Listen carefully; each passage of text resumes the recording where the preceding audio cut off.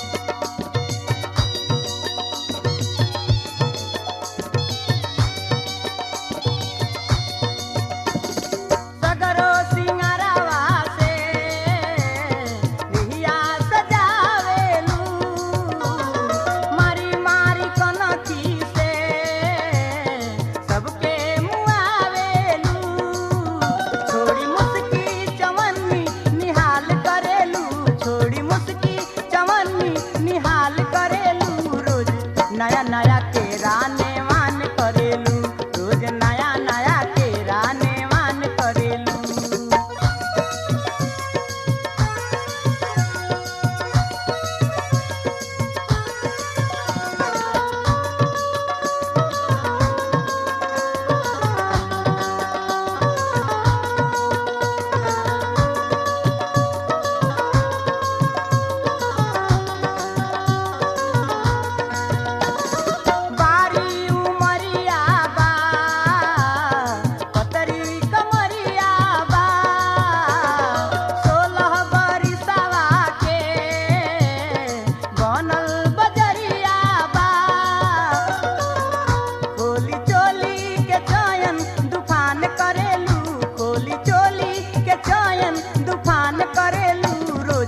नया नया केरा नेवान करेलू, रोज नया नया केरा नेवान करेलू।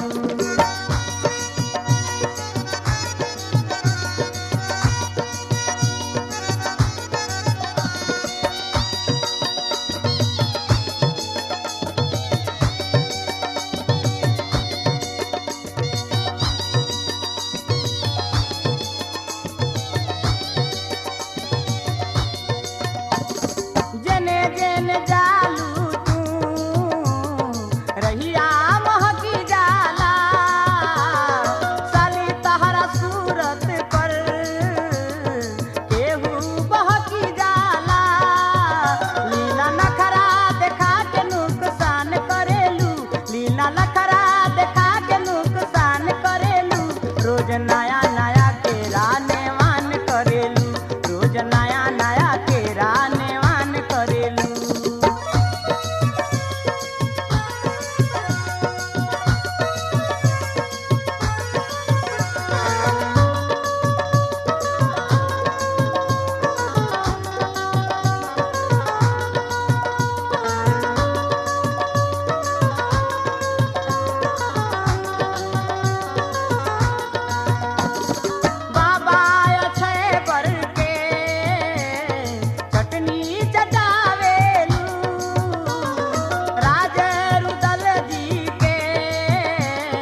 काहे भा